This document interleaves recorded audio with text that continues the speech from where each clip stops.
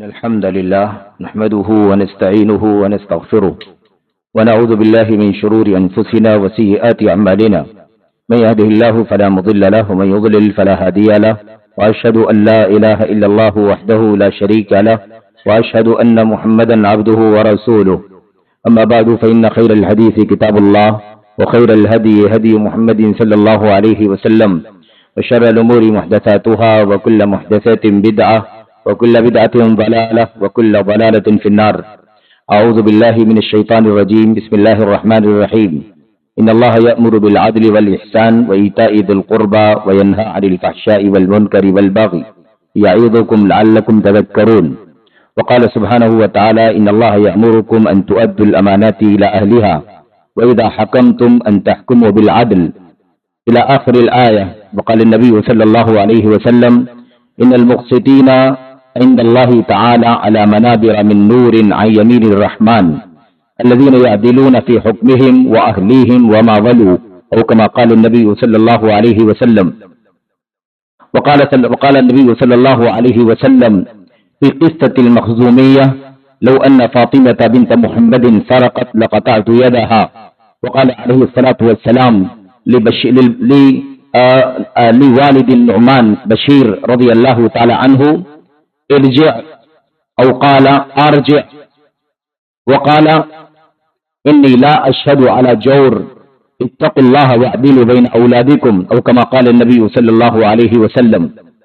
برادران اسلام، دینی اور ملی بھائیوں، نوجوان دوستوں، احباب اور بزرگوں، قابل احترام ماں اور بہنوں، عزیز بچوں، اللہ تبارک و تعالیٰ نے یہ دنیا بنائی ہے. یہ دنیا زمین آسمان اصل میں عدل و انصاف کی بنیاد پر قائم ہے. اس دنیا کا قیام عدل پر ہے، انصاف پر ہے. اگر اس دنیا میں عدل و انصاف نہ ہوتا تو عدل و انصاف کے بغیر یہ دنیا قائم نہ رہتی. زمین آسمان کا قیام عدل و انصاف پر ہے. پوری شریعت اسلامیہ عدل و انصاف کی تعلیم دیتی ہے. اللہ تبارک و تعالیٰ کے حق عبادت سے لے کر، اللہ تعالیٰ کی توحید سے لے کر عبادات، بندگی، مسلمان، غیر مسلم، سماجی معاملات، گھریلو معاملات، خاندانی معاملات، لین دین، تجارت، پڑوس، زندگی کے ہر گوشے میں اللہ تبارک و تعالیٰ کا دین عدل کی، انصاف کی تعلیم دیتا ہے. پورا قرآن کریم عدل کی تعلیم سے بھرا ہوا ہے. پوری سنت رسول صلی اللہ علیہ وسلم عدل انصاف کی تعلیم سے، ہدایات سے بھری ہوئی ہے. اللہ کے نبی علیہ السلام کی سیرت عدل انصاف کا خزانہ ہے. اللہ کے نبی علیہ السلام کے صحابہ کرام کی سیرت کا مطالعہ کرنے سے معلوم پڑتا ہے کہ صحابہ کرام کی زندگیاں ہر جگہ عدل سے، انصاف سے، ہر ایک کو اس کا حق دینے سے عبارت ہیں. تو غرض پوری شریعت اسلامیہ عدل انصاف کی شریعت ہے، اس لیے کہ اسلام اللہ تبارک و تعالیٰ کا وہ مرضی اور پسندیدہ دین ہے جو قیامت کی صبح تک کے لیے ہے. قوموں کے اختلاف، نسلوں کے اختلاف، زمانوں کے فرق کے بغیر یہ شریعت اسلامیہ قیامت کی صبح تک جاری اور ساری ہوگی. اس لیے عدل و انصاف کی ساری خوبیاں اس دین اسلام کے اندر اللہ تبارک و تعالیٰ نے سمیٹ کر کے رکھ دی ہے. کوئی ایسا گوشہ نہیں ہے جہاں پر عدل جھلک نہ رہا ہو، جہاں انصاف پورے طور پر نمایاں نہ ہو. جہاں جہاں ظلم ہے، جہاں جہاں ناانصافی ہے، جہاں جہاں بربریت ہے، جور ہے، جہاں جہاں بے اعتدالی ہے، اسلام نے سخت قدغن لگائی ہے، اسلام نے روک لگائی ہے. حضرت ربعی ابن عامر رضی اللہ تعالی عنہ جب فارس کے جرنیل اور وہاں کے کمانڈر رستم کی بارگاہ میں جب پہنچے، دربار میں پہنچے، اور اس نے سوال کیا کہ آپ لوگ ہمارے پاس کس لیے آئے ہیں؟ ملذی جاء بک الینا، کون سی چیز ہے جس کی وجہ سے آپ ہمارے پاس آئے ہیں؟ آپ لوگوں کے آنے کا مقصد کیا ہے؟ حضرت ربیع بن عامر رضی اللہ تعالیٰ عنہ نے جو اس وقت اسلام کا سب سے عظیم پیغام ان کے سامنے پیش کیا تھا، وہ غیر مسلم تھے، وہ یہودی تھے، عیسائی تھے. اللہ تبارک و تعالیٰ کے دین کی خوبیاں جو بنیادی خوبیاں ہیں، سب سے زیادہ اعلیٰ خوبیاں ہیں، جو ساری انسانیت کو سمیٹے ہوئے ہیں، ان خوبیوں کا ذکر کرتے ہوئے ربعی ابن عامر رضی اللہ تعالیٰ عنہ نے کہا تھا لقد ابتعثنا اللہ لنخرج العباد من عبادت العباد الى عبادت رب العباد. دوسری بات، پہلی بات کیا کہا؟ ہمیں اللہ تبارک و تعالیٰ نے یعنی اسلام کو، قرآن اور اسلام کے نبی اور پیغمبر کو، مسلمانوں کو اللہ تبارک و تعالیٰ نے اس دنیا میں اس لیے بپا کیا ہے تاکہ ہم اللہ تبارک و تعالیٰ کے بندوں کی بندگی کرنے والوں کو اللہ کے بندوں کی بندگی سے نکال کر اللہ تبارک و تعالیٰ ایک اللہ واحد کی بندگی کی طرف لائیں. دنیا کو شرک سے، کفر سے، نفاق سے، الحاد سے، زندگیت سے نکال کر اللہ تبارک و تعالیٰ کی توحید کا سبق پڑھائیں. اس لیے اللہ تبارک و تعالیٰ نے ہمیں دنیا میں بھیجا ہے. نمبر 1. نمبر 2، انہوں نے کہا وَلِنُخْرِجَ الْعِبَادَ من جور الادیان الى عدل الاسلام.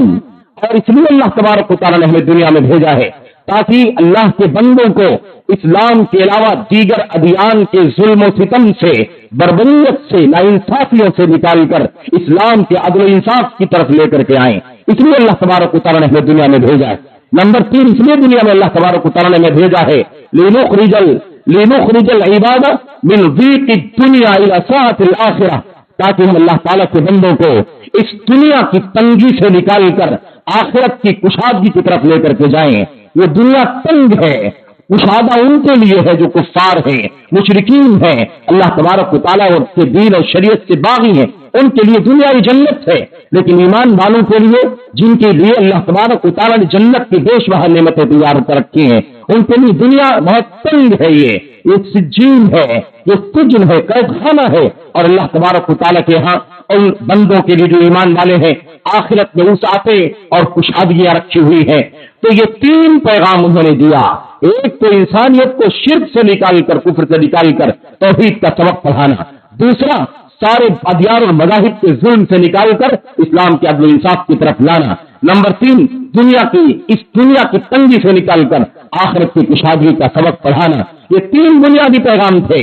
اس میں ایک پیغام جو عدل و انصاف کا ہے، وَمِن جَوْرِ الْأَدْيَانِ إِلَىٰ عَدْلِ الْإِسْلَامِ. ہم دنیا میں اس لیے بقا ہوئے ہیں تاکہ انسانیت کو اس دنیا کے اندر دیگر ادیان و مذاہب میں اسلام کے علاوہ جو ادیان، مذاہب، علم، دھرم دنیا کے اندر چلتے ہیں، اس میں بے انتہا ظلم پایا جاتا ہے، جور پایا جاتا ہے، ذاتی پائی جاتی ہے. ان ظلم و جور سے نکال کر اسلام کے عدل کی طرف لے کر کے آئے. یہ ایک عمومی پیغام ہے کہ دنیا کا کوئی ایسا دھرم نہیں ہے جس میں کہیں نہ کہیں ظلم نہ پایا جاتا ہو، ذاتی نہ پائی جاتی ہو، بربریت نہ پائی جاتی ہو، اور ایسے ہی انصاف کے خلاف نہ کام کیا جاتا ہو. صرف اور صرف واحد اسلام ہے جو اسلام خالص عدل و انصاف کی تعلیم دیتا ہے. صرف اور صرف اللہ تبارک و تعالیٰ کا یہ پسندیدہ دین ہے جس کے اندر شریعت کے تمام گوشے عدل و انصاف سے بھرے ہوئے ہیں.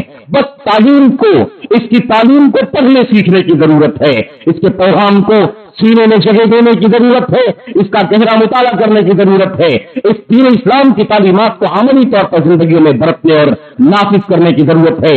اسلام کا عدل و انصاف جھلک رہا ہے، اسلام کا عدل و انصاف دنیا کے سامنے آیا ہوگا، نمایاں ہوگا. میرے بھائیوں، آج کے اس مختصر گفتگو میں تھوڑی سی گفتگو بطور تمہید عدل و انصاف کے حوالے سے آپ کے سامنے پیش کرنا چاہتا ہوں.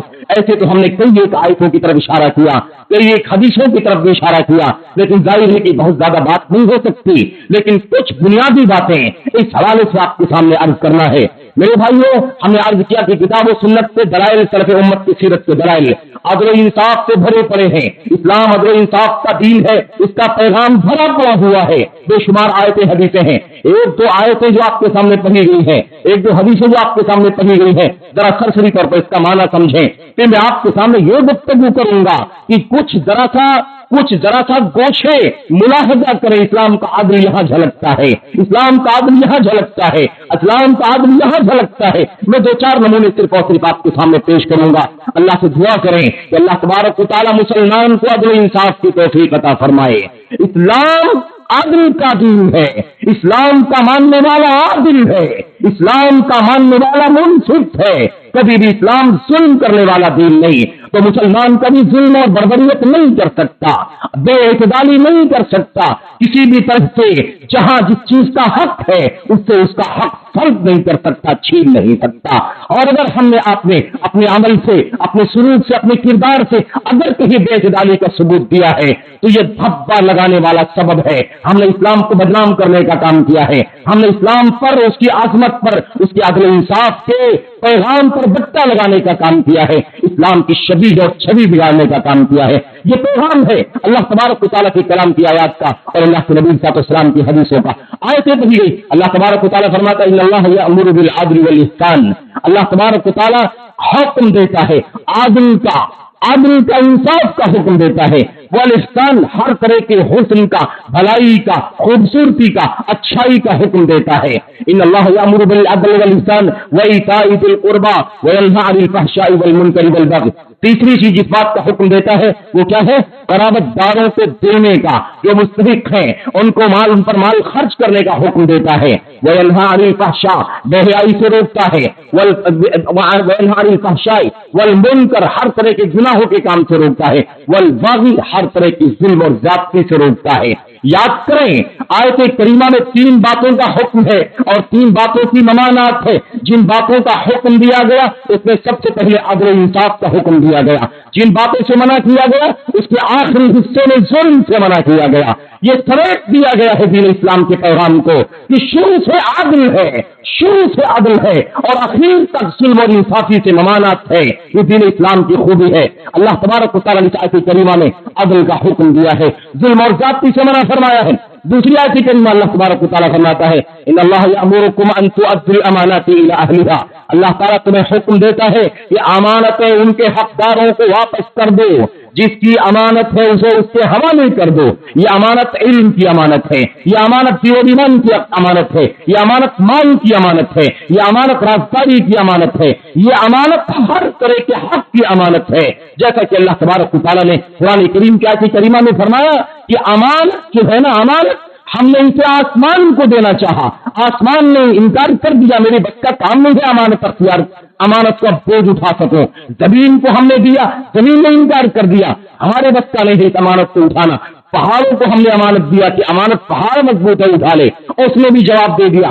اللہ نے فرمایا فاشفقنا منها، ان سب یہ سب کے سب ڈر گئے، کوئی امانت دینے کے لیے تیار نہیں ہوا۔ وہ حملہ انسان نے اس امانت کو اٹھا لیا۔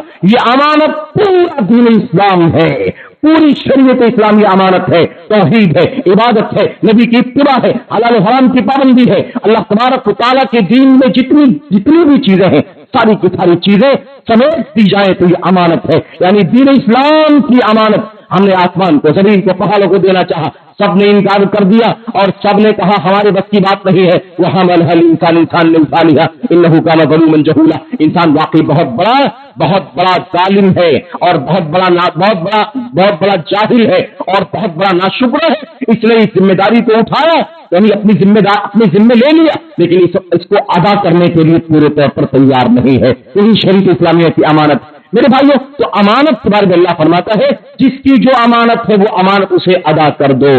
اور اس کے بعد اللہ نے فرمایا وَإِذَا حَكَمْتُمْ بَيْنَ النَّاسِ أَن تَحْكُمُوا بِالْعَدْلِ، اور جب تم لوگوں کے درمیان انصاف کرو تو تم عدل انصاف کے ساتھ فیصلہ کرو۔ جب تم فیصلہ کرو لوگوں کے درمیان تو عدل کا فیصلہ کرو، انصاف کا فیصلہ کرو۔ ان اللہ نعم یعظکم بہ، اللہ تبارک و تعالیٰ تمہیں اس بات کی وصیت کرتا ہے، نصیحت کرتا ہے، سمجھاتا ہے۔ تو امانت داروں کو امانت واپس کر دو اور فیصلہ کرو تو انصاف کا فیصلہ کرو۔ یہ اللہ تبارک و تعالیٰ کے کلام کی آیت کریمہ ہے۔ اور بھی بہت ساری آیتیں ہیں اللہ کے نبی صلی اللہ علیہ وسلم کی، ایک جو حدیثیں آپ کے سامنے پڑھی گئی ہے، ان حدیثوں میں بھی اللہ تبارک و اللہ کے نبی علیہ السلام نے عدل انصاف کا حکم دیا ہے۔ عدل انصاف کرنے والوں کی فضیلت بیان فرمائی ہے، ان کا مقام بیان فرمایا ہے، اور کہاں کہاں عدل کرنا چاہیے، انصاف کرنا چاہیے، خصوصیت کے ساتھ اس کا چند کا تذکرہ فرمایا ہے۔ اللہ کے نبی علیہ السلام نے فرمایا، حضرت عامر ابن عاص رضی اللہ تعالیٰ عنہ کی روایت میں وہ بیان کرتے ہیں، اللہ کے نبی علیہ السلام نے فرمایا ان المفسدین، غور سے سننا اس حدیث کو، صحیح مسلم وغیرہ کی صحیح روایت، اللہ کے نبی علیہ السلام نے فرمایا، آپ نے فرمایا ان المقسطین عند اللہ علی منابر من نور عن یمین الرحمن، اللہ تبارک و تعالیٰ کے یہاں مقام کتنا اونچا ہے عدل انصاف کرنے والوں کا. میرے بھائیو غور کریں، المقسطین عند اللہ، اللہ تبارک و تعالیٰ کے یہاں عدل انصاف کرنے والوں کا مقام کیا ہوگا؟ اعلیٰ کیا ہوگا؟ اللہ نے فرمایا، اللہ کے نبی نے فرمایا اعلیٰ منابر من نور، نور کے تخت ہوں گے، نور کے منبر ہوں گے، ان پر اللہ تبارک و تعالیٰ عدل انصاف کرنے والوں کو فائز کرے گا. یمین الرحمن، اللہ تبارک و تعالیٰ کے دائیں جانب. اللہ اکبر، کیا اونچا مقام ہوگا، کتنا عظیم مقام ہوگا. اللہ کے نبی علیہ السلام فرماتے ہیں عدل انصاف کرنے والوں کا مقام یہ ہے اللہ تبارک و تعالیٰ کے یہاں کل قیامت کے دن کہ وہ نور کے منبروں پر اللہ تبارک و تعالیٰ کے دائیں جانب فائز کیے جائیں گے. اور یہ کون ہوں گے؟ یہ کون سے انصاف کرنے والے ہیں؟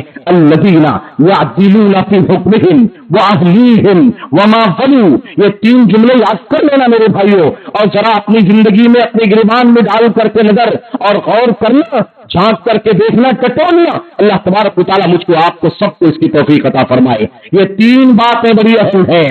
تین چیزیں انسانی زندگی میں جب تک دنیا میں عدل ہے، امن و امان ہے، راحت ہے، سکون ہے، اور جب عدل کا جنازہ اٹھتا ہے تو عدل انصاف کے خاتمے کی وجہ سے، ظلم کی وجہ سے امن و امان کا خاتمہ، سکون کا خاتمہ، راحت کا خاتمہ، اللہ تبارک و تعالیٰ کی طرف سے طرح طرح سے فزیکلی عذاب، نفسیاتی عذاب، بے چینی، الجھن اور زندگی کی کدورتوں کا سامنا کرنا پڑتا ہے. میرے بھائیوں، اللہ کے نبی علیہ السلام نے فرمایا یہ تین باتیں وہ لوگ الذین یعدلون جو عدل انصاف سے کام لیتے ہیں. نمبر 1 فی حکمہم، اپنے فیصلوں میں.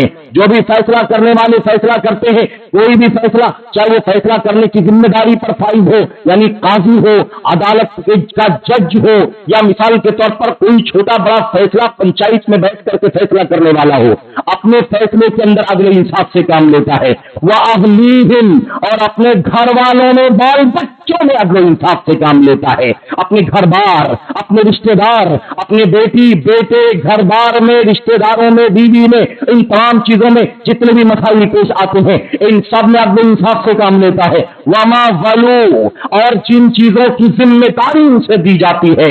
ایک حاکم ہے، مسلمانوں کا امیر ہے، امام ہے، مسلمانوں کا ولی امر ہے، یا مسلمانوں کا ان کی عدلیہ کا، ان کے محکمے کا جج ہے، جس کو ہم قاضی کہتے ہیں اسلام کی اور شریعت کی اصطلاح میں. میرے بھائیوں، جس کو بھی منصب دیا گیا ہو وہ عدل انصاف سے کام لیتا ہو. غور کریں، نمبر 1 فیصلہ کرنے میں، نمبر 2 بال بچوں میں، اہل و عیال میں، نمبر 3 جو بھی حاکم ہے، قاضی ہے، جج ہے عدالتوں کا، وہ اپنی ذمہ داری کو صحیح معنوں میں انجام دیتا ہے. ان 3 جگہوں پر خصوصیت کے ساتھ جو بھی عدل انصاف سے کام لیتے ہیں ان کا مقام یہ ہے کہ قیامت کے دن نور کے منبروں پر اللہ تبارک و تعالیٰ کے دائیں جانب فائز ہوں گے. صحیح مسلم کے اندر امام مسلم نے حدیث کو نقل کیا. میرے بھائیوں، اس مقام کو سمجھے کہ اللہ تبارک و تعالیٰ کی دین میں عدل انصاف کرنے والوں کا مقام کتنا اونچا ہے. میرے بھائیوں، آئیے ذرا وقت کی قلت کے پیش نظر میں 2-4 نمونے پیش کرنا چاہتا ہوں.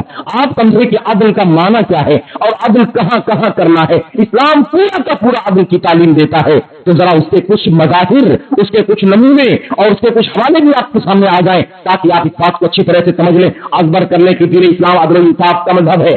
ایک بات اور یاد رکھیں، عام طور پر ایک نظریہ یہ چلتا ہے بعض لوگوں کے یہاں کہ اسلام کا عدل و انصاف مسلمانوں کے اندر ہے، اسلام کا عدل و انصاف مسلمانوں کے مسائل میں ہے، مسلمانوں کے قضیوں میں ہے، مسلمانوں کی انشوز میں ہے، مسلمانوں کے درمیان انصاف ہے.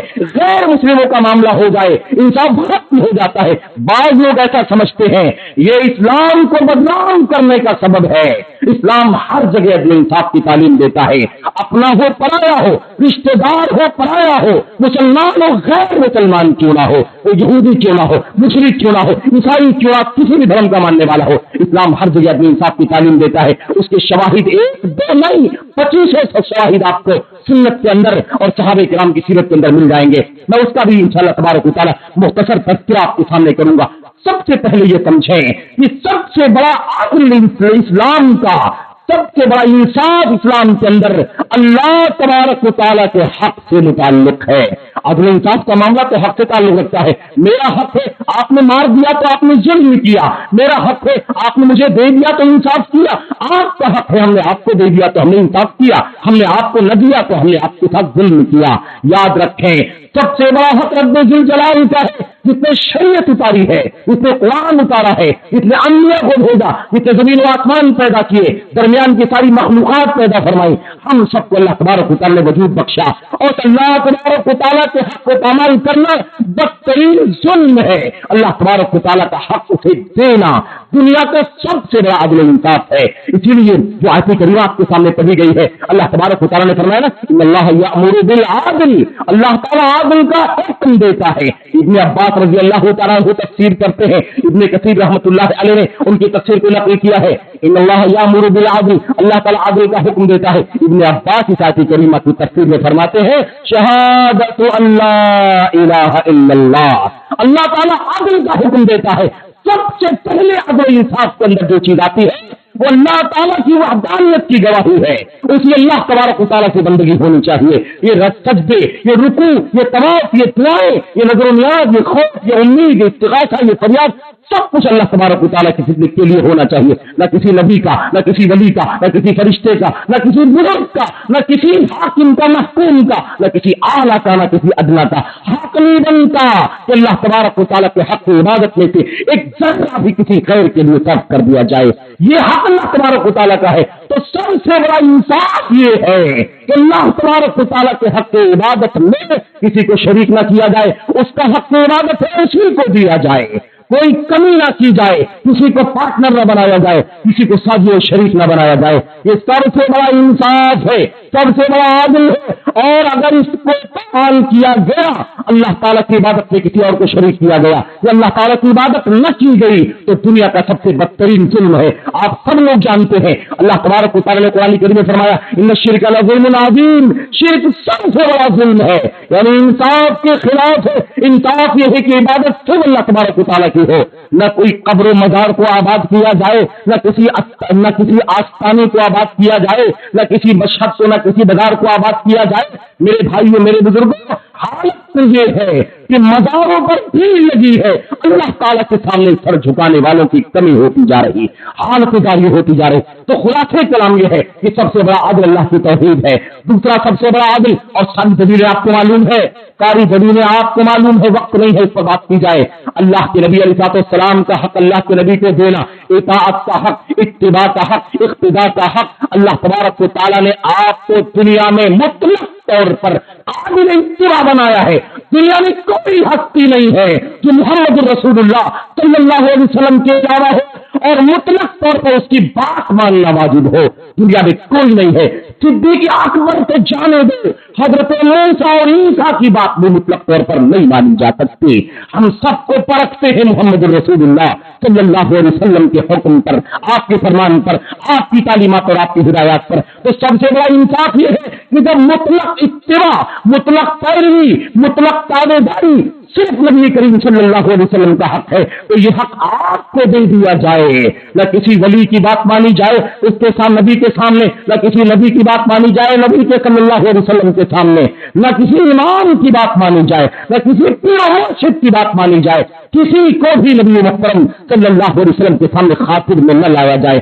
سب کا احترام اپنی جگہ پر, سب کا مقام اپنی جگہ پر, لیکن اطاعت اور اتباع محمد رسول اللہ صلی اللہ علیہ وسلم کی ہوگی. افسوس, تقلید کا وہ سسٹم دنیا میں 300 سال کے بعد عام کیا گیا کہ امت کو یہ باور کرانے کی کوشش کی گئی کہ اب آپ کو, ہم کو کچھ نہیں کرنا, چاروں مسلکوں میں سے کسی مسلک کو پکڑ کر کے بیٹھ جانا ضروری ہے.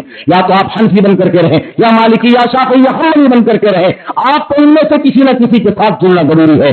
لا حول ولا قوت الا باللہ. بھلا محمد رسول اللہ صلی اللہ علیہ وسلم کے سامنے کسی کا نام کیسے پیش کیا جا سکتا ہے؟ اگر صدیق اکبر کا نام نہیں لیا جا سکتا، عمر بن خطاب کا نام نہیں لیا جا سکتا، اس لیے کہ صدیق اکبر کا نام لیا گیا، عمر بن خطاب کا نام لیا گیا۔ حضرت عبداللہ بن عباس نے کہا اللہ کی قسم ہے مجھے ڈر ہے کہ تم پر آسمان سے پتھروں کی بارش نہ ہو جائے۔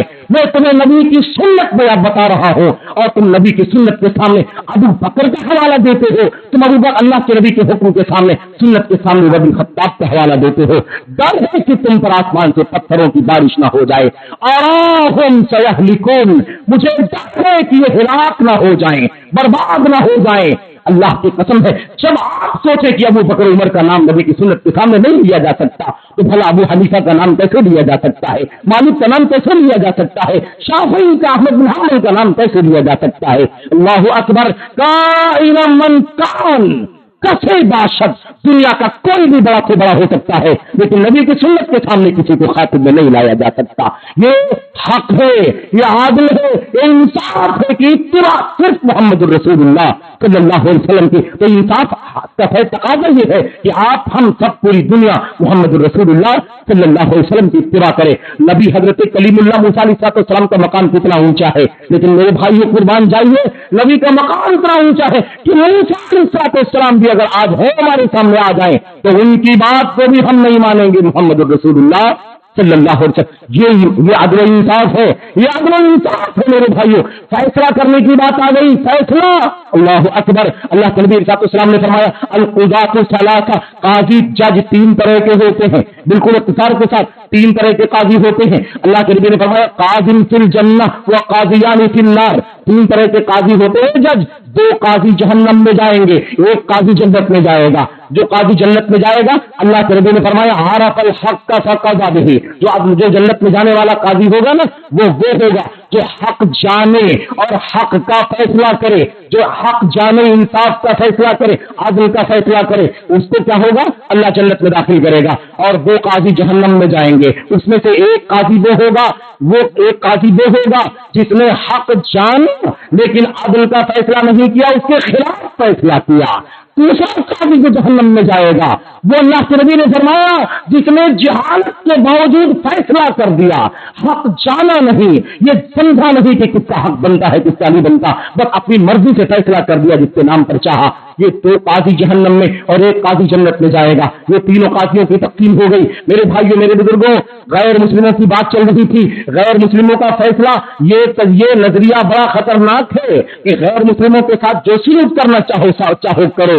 یہ بعض لبرل ذہنیت کے لوگوں، اسلام کو بدنام کرنے والے لوگوں کی ذہنیت ہے۔ یاد رکھیں اسلام عدل کا دین ہے غیر مسلموں کے ساتھ بھی۔ آپ کو یاد ہوگا حضرت اشعث ابن قیس رضی اللہ تعالیٰ عنہ کا ایک یہودی کے ساتھ جھگڑا ہو گیا، زمین کا مسئلہ تھا۔ یہ زمین حضرت اشعث کی تھی لیکن یہودی کہتا تھا میری زمین ہے۔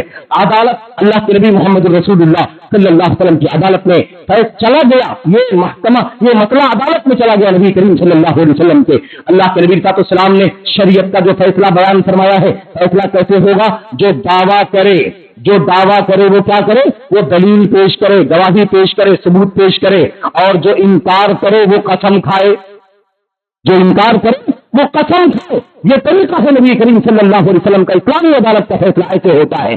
البینۃ علی المدعی والیمین علی من انکر، یہ اصول ضابطہ ہے۔ اللہ کے نبی نے فرمایا ٹھیک ہے یہ تم کہتے تمہاری زمین ہے، یہودی کہتا میری زمین ہے، تم دعویٰ کرتے ہو کہ زمین تمہاری ہے، اعلیٰ کا بینہ، یہ بتاؤ اشد کیا تمہارے پاس کوئی گواہی ہے، کوئی دلیل ہے، کوئی ثبوت ہے تمہارے پاس کہ تمہاری زمین ہے؟ انہوں نے کہا میرے پاس کوئی گواہ تو نہیں ہے، کوئی ثبوت تو نہیں ہے۔ اللہ کے نبی نے فرمایا کوئی یہودی جو تمہارے سامنے کا ہے دوسرا فریق، اس کو قسم کھانا ہوگا، وہ قسم کھا لے گا میری زمین ہے، فیصلہ اس کے حق میں چلا جائے گا۔ حضرت اشعث نے کہا اللہ کے نبی یہ تو یہودی ہے، یہ سچ کیا جانے جھوٹ کیا جانے، یہ تو قسم کھا لے گا، یہ تو جھوٹی قسم کھا لے گا، وہ یذهب بمالی، اور میری زمین ہڑپ کر لے گا جھوٹی قسم کھا کر کے۔ اللہ کے نبی نے فرمایا اشعث عدل انصاف کا تقاضا یہی ہے، اگر یہ جھوٹ بول کر کے تمہاری زمین لے جائے گا اللہ کے ہاں اس کی سزا اس کو ملے گی، لیکن فیصلہ کیسی بنیاد پر ہوگا؟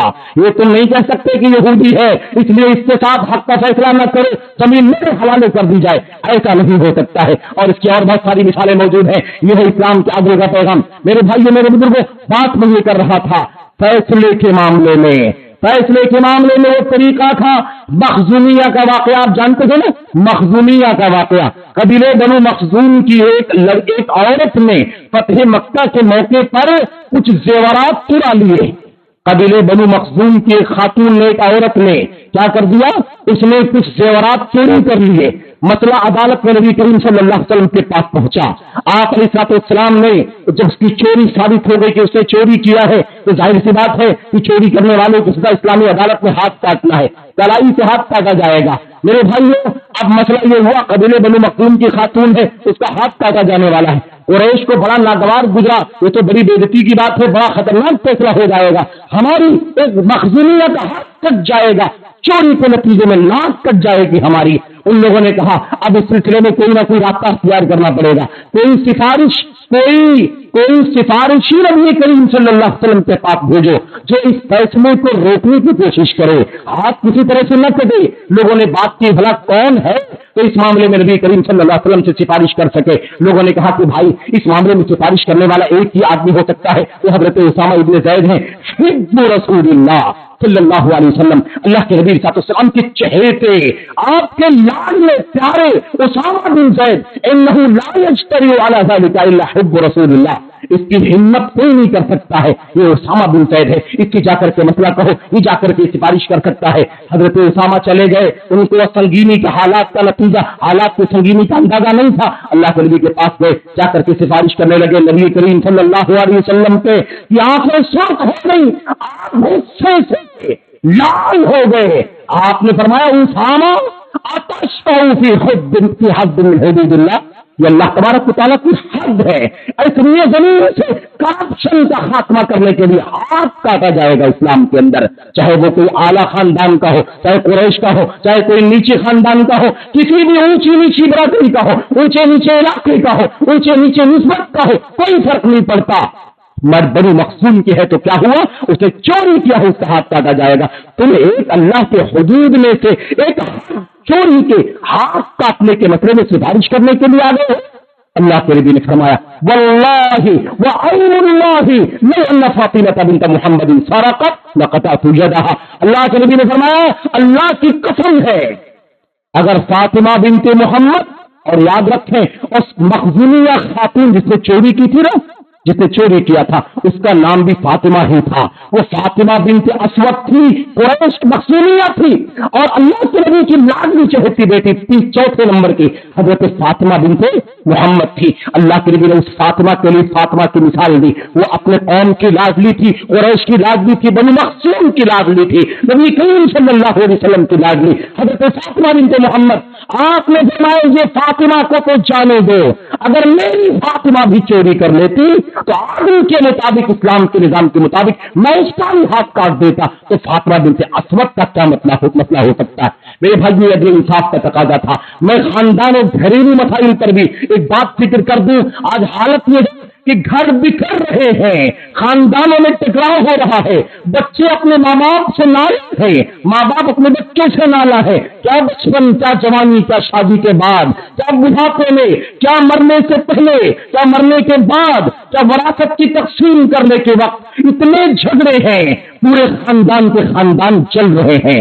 इन सारी मुश्किलों का एक ही सबब है, वो है जुल्म और नाइंसाफी।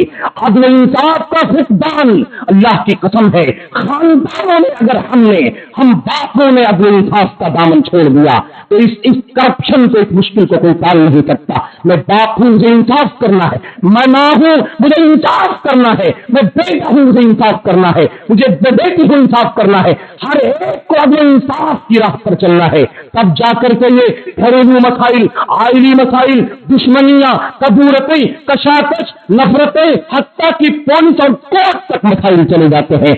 बाप बेटे के मसाइल, माँ बेटी के मसाइल, मियाँ बीवी के मसाइल कोर्टों तक जाते हैं, जहां कुफरिया फैसले किए जाते हैं। मेरे भाइयों, اللہ کے نبی محمد رسول اللہ صلی اللہ علیہ وسلم کے سامنے حضرت نعمان بن بشیر رضی اللہ تعالیٰ عنہ کا واقعہ پیش آیا تھا. میں بہت ساری چیزوں کو سمیٹ کر کے آخری بات بول رہا ہوں. حضرت نعمان بن بشیر روایت مسلم اور دیگر کتابوں کے اندر موجود ہے. نعمان بن بشیر رضی اللہ تعالیٰ عنہ مشہور صحابی ہے. نعمان بھی صحابی ہے اور بشیر بھی صحابی ہے، دونوں باپ بیٹے. حضرت نعمان بن بشیر کا حدیث ہے کہ بشیر رضی اللہ تعالیٰ عنہ اور ان کے والد نے ایک تحفہ، ایک گفٹ باغ کی شکل میں اپنے بیٹے نعمان کو دے دیا. کس کو دے دیا بھائی؟ اپنے بیٹے نعمان کو دے دیا. ایک باغ تحفے میں دے دیا، ہبہ کر دیا، گفٹ کر دیا. یہ بیٹے لے جاؤ، یہ باغ تمہارا ہے، تمہیں گفٹ دے رہا ہوں میں. اب اس کے بعد مسئلہ کیا ہوا؟ بیوی نے کہا، دوسری بیوی کے بچے تھے یہ، اور اس بیوی نے کہا ایسے نہیں مانتی، جب تک آپ یہ جو آپ دے رہے ہیں میرے بچے کو، جب تک آپ اس پر گواہی نبی کریم صلی اللہ علیہ وسلم کی نہیں دلوائیں گے. اللہ کے نبی کو گواہ بنا کر کے آپ کہہ دیجئے یہ باغ میں نے فلاں کو گفٹ کر دیا، تحفہ دے دیا، تو میں مان جاؤں گی. چلے گئے نبی کریم صلی اللہ علیہ وسلم کے پاس اور جا کر کہنے لگے اللہ کے نبی صلی اللہ علیہ وسلم یہ باغ ہے، یہ حدیقہ ہے، یہ باغ ہے، یہ میں نے اپنے فلاں بیٹے کو دے دیا ہے، آپ کو گواہ بنانے کے لیے آیا ہوں. اللہ کے نبی محمد رسول اللہ صلی اللہ علیہ وسلم جو انسانیت میں سب سے زیادہ عدل و انصاف کرنے والے تھے، آپ سے زیادہ عدل و انصاف کرنے والا روئے زمین پر کوئی پیدا نہیں ہوا ہے. اگر کوئی آپ کو غیر منصف سمجھتا ہے، دنیا میں سب سے پہلے یہ کرپشن جو ظلم اگر کسی نے کیا ہے محمد رسول اللہ صلی اللہ علیہ وسلم کی شان میں، تو خارجیوں نے کیا ہے. خارجی نے کیا ہے ظلم. خویکرا تمیمی نے یہ سب سے پہلے ظلم کیا ہے. آپ کے بارے میں کہا اے محمد انصاف سے کام لیجئے، کیونکہ آپ انصاف نہیں کر رہے ہیں.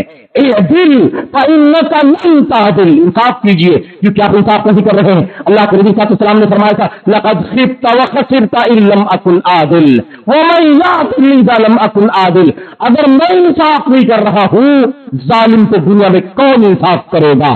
اگر میں انصاف نہیں کر رہا ہوں تیرے کہنے کے مطابق، تو پھر تو بڑے خسارے میں ہے، بڑے گھاٹے میں ہے، تیرا انجام برا ہونے والا ہے. تو یہ بات تو صرف ایک خارجی کہہ سکتا ہے، ایک دنگائی فسادی نفرت کہہ سکتا ہے، ورنہ کوئی نبی کریم صلی اللہ علیہ وسلم کی شان میں ایسی گستاخی کیوں کر سکتا ہے، کیوں کر سوچ سکتا ہے؟ تو حضرت نبی کریم صلی اللہ علیہ وسلم نے فوراً بشیر سے کیا کہا؟ انحلت کل ولدک مثل ما نحلت. یہ بھائی جو آپ نے گفٹ دینے کی بات کی ہے، باغ آپ نے فلاں بیٹے کو دیا ہے، کیا آپ نے اپنے ہر اولاد کو ایسے ہی باغ گفٹ میں دیا؟ سوال بڑا اہم ہے. ذرا اپنے گرے والوں میں بات کر کے دیکھو، چٹولو آج اتنے جھگڑے ہیں. کوئی کہتا ہے فلاں بیٹا زیادہ خیال کرتا، اس نے بیماری میں خدمت کی ہے، اسے میں ایک فلیٹ زیادہ دینا چاہتا ہوں. اللہ اکبر. میرے بھائیو، یہ دنیا کی قربتیں کام نہیں آئیں گی. اللہ کے سامنے کھڑا ہونا ہے، اللہ کے سامنے کھڑا ہونا ہے. کس نے اختیار دیا؟ مال کا رجسٹریشن دنیا میں اگر میرے نام ہے تو میرا مال نہیں ہے، وہ اللہ کا مال ہے. سارے مال اللہ کے ہیں. جب تک زندہ ہے تب تک ہم کو تم کو اللہ نے استعمال کرنے کے لیے دے دیا ہے. یہ سارا مال مرنے کے بعد، سب کے مرنے کے بعد، یہ دینے والے کے مرنے کے بعد، یہ لینے والے کے مرنے کے بعد، سب دنیا فنا ہونے کے بعد مال کس کا ہے؟ مال رب ذوالجلال کا ہے. المال مال اللہ، سارا مال اللہ تبارک و تعالیٰ کا ہے. اس لیے غلط تصرف نہ کرو، اسلامی شریعت کے مطابق زندگی گزارو. آج ظلم کی وجہ سے گھروں میں ٹکڑے ہو رہے ہیں. کیا کیا اللہ کے نبی صلی اللہ علیہ وسلم نے؟ آپ نے پوچھا بھائی سب کو، سارے بیٹے بیٹیوں کو، ساری اولاد کو تم نے ایسے ہی تحفہ دیا ہے؟ انہوں نے کہا اللہ کے نبی ایسا تو نہیں ہے، اسی بیٹے کو دیا ہے اور اس کی ماں وزیر ہے. میں آپ کو گواہی بناؤں. اللہ کے نبی نے فرمایا سب سے پہلا کام واپس لو اس سے، تم نے کیسے دے دیا ایک کو؟ اور اس کے بعد آپ نے فرمایا نمبر 2، آپ نے فرمایا لا اشهد علی جور، میں اس ظلم پر تمہارے ظلم پر میں گواہی نہیں دے سکتا. ظلم کو فیصلہ کر رہا ہے، ظلم کر رہے نہ انصافی کر رہے ہو سارے بیٹوں کے ساتھ، بیٹیوں کے ساتھ، اور آئے مجھے کہتے گواہی دے دے، گواہ بن جاؤ. لا اشهد علی جور، میں ظلم پر گواہی نہیں دے سکتا، گواہ نہیں بن سکتا. اور آپ نے اس کے بعد سارے انسانوں کو، ہم کو، آپ کو، آگے آنے والے قیامت تک کے سارے لوگوں کو آپ نے فرما دیا اتقوا اللہ واعدلوا بین اولادکم. اے لوگوں اللہ سے ڈرو، اپنی اولاد کے درمیان عدل و انصاف سے کام لو. اے لوگوں عدل و انصاف سے کام لو، اللہ سے ڈرو. آج ظلم بہت ہے، کرپشن بہت ہے. وہ نبی کے صحابہ تھے، صحابہ کے بعد ताबीन थे, उनकी सीरत पढ़ करके देखो. औलाद में इंसाफ करने की बात है. अगर किसी छोटे शीरखार बच्चे को जो 2 साल 3 साल का आपकी हमारी गोद में बैठता हो, अगर आपके 2 बच्चे 3 बच्चे हो, अल्लाह के नबी के सहाबा ताबीन इस बात को भी गवारा नहीं करते थे कि एक बच्चे को आपने 2 बोसा दिया है, 2 बार चूमा है तो दूसरे बच्चों को आप 2 बार न चूमे. अगर आपने चूमा 1 बार तो सबको 1 बार, 2 बार तो सबको 2 बार, 3 बार तो सबको 3 बार. यहां भी ना इंसाफी जायज नहीं है. मेरे भाई, आप प्रॉपर्टियां की प्रॉपर्टियां, इसकी तरफ मैलान, इसकी तरफ मैलान, इसकी तरफ रुझान, फला असबाब वजूहात थे. और ये हैरत है कि साथ साथ ये भी दावा रहता है कि भाई मुझे तो इंसाफ करना है, सारे बेटे एक जैसे हैं, सारी औलाद एक जैसे हैं, सबको एक नजर से हम देखते हैं. अल्लाह अकबर, तुम्हारे दावे अलग है, दावे, तुम्हारा किरदार अलग है. ये गुफ्तार और किरदार का फर्क मुसलमान नहीं करता. ये तो मुनाफिक की पहचान है कि जबान कुछ होती है, किरदार कुछ होता है. जाओ मुसलमानों, हमने आपने अपनी बहनों पर, बेटियों पर, माओं पर, बीवियों पर कितना जुल्म किया है. बड़ा सच्चा मसला हमारे और आपका समाज का चलता हुआ सुलगता हुआ मसला है. अफसोस के साथ कहना पड़ता है कि तकरीबन 70, 80, 90% हालत ये है कि जुल्म पाया जाता है. बेटियों को महरूम कर दिया गया, बीवियों को महरूम कर दिया गया, माओं को महरूम कर दिया गया, बहनों को महरूम कर दिया गया. और नस्ल दर नस्ल प्रॉपर्टी सिर्फ मुजक्कर में बेटे से बेटा, बेटे से बेटा, बेटे से बेटा, 3, 4, 5 नस्लों से. अब ये सब का न जाने कितनी बहनों का, बेटियों का हड़प करके आज अरबों में खेल रहे हैं, करोड़ों में खेल रहे हो. बड़े मजे से दुनिया की लज्जत है. याद रखो, क़यामत का दिन होगा, अदल इंसाफ का तराजू कायम किया जाएगा. तो तराजू कैसा होगा? अदल इंसाफ का तराजू होगा. मुसलमानों, मर्द ख़वातीन कान खोल करके सुनो, ये मेरी आपकी बात नहीं, अब्दुल जलाल का कलाम है, नबी का फरमान है. क़यामत का दिन होगा, अल्लाह तबारक व तआला अदल इंसाफ का मीज़ान कायम करेगा. ऐलान होगा, जिसका जिसका हक मारा गया है खड़ा हो जाए, ऐलान करे.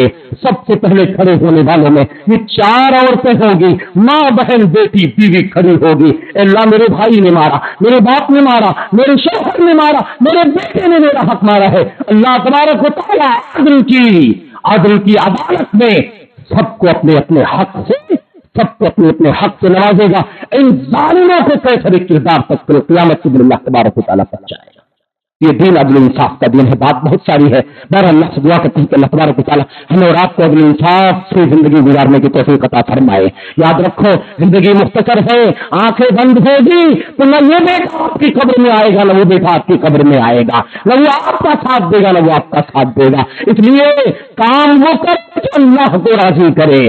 काम वही करो दुनिया में ये राजी हो जाए, वो राजी हो जाए, ये नाराज हो जाए, वो नाराज हो जाए, इसे न सोचो.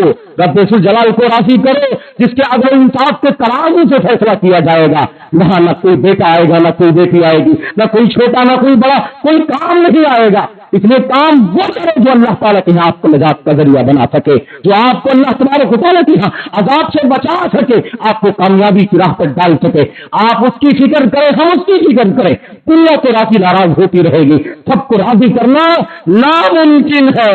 ये वो टारगेट है जो कभी आप पा नहीं सकते कि सब राजी हो जाए. इसलिए सबको नाराज होने दो. अल्लाह तबारक व तआला को नाराज न करो कि उसकी रिज़ा में जन्नत है, उसकी रिज़ा में मग़फ़िरत है, उसकी रिज़ा में कामयाबी है, उसकी रिज़ा में आखिरत के अज़ाब से नजात है. अल्लाह तबारक व तआला मुझको आपको अमल करने की तौफीक अता फरमाए. अमली तौर पर अपनी जिंदगी में गिरबान में झांक करके देखो, जिसका जिसका अदल इंसाफ कमजोर है, जिसने जिसने काम पेश किया है, जरा जाओ पलट करके देखो. अभी तलाशी करो, अभी कल क़यामत के दिन देना नहीं चाहोगे तो नहीं दे पाओगे. जिस नेकी से अल्लाह जन्नत में दाखिल करेगा, वो नेकियां ये सब ले जाएंगे आपकी मार के. हक उनका अदा करने के लिए बोले सारी नेकियां खत्म हो जाएंगी. तो जिस नेकी की बदौलत जन्नत की उम्मीद लगाए बैठे हैं, तो नेकियां खत्म हो जाएंगी, अल्लाह जहन्नम में डाल करके सजा देगा. इसलिए अल्लाह वास्ते अभी अदल इंसाफ से काम लो. ये 1 लाख 2 लाख करोड़ 2 करोड़ कोई माना नहीं है. अल्लाह के सामने जवाबदेही की फिक्र करो. अल्लाह तबारक व तआला हमें अदल इंसाफ की जिंदगी गुजारने की तौफीक अता फरमाए. अल्लाह की तौफीक से लेकर जिंदगी के छोटे से छोटे मसले में अल्लाह तबारक व तआला हमें इंसाफ का दामन थामे रहने की तौफीक अता फरमाए. बेइत्तेदाली, जुल्म, नाइंसाफी, बर्बरियत, चोर اور ہر طرح کی نفس پرستی سے اللہ تعالیٰ ہمیں اور آپ کو آزاد ہونے کی توفیق عطا فرمائے. آمین رب العالمین. صلی اللہ وسلم وبارک علی نبینا محمد وعلی آلہ وصحبہ اجمعین. السلام علیکم ورحمۃ اللہ.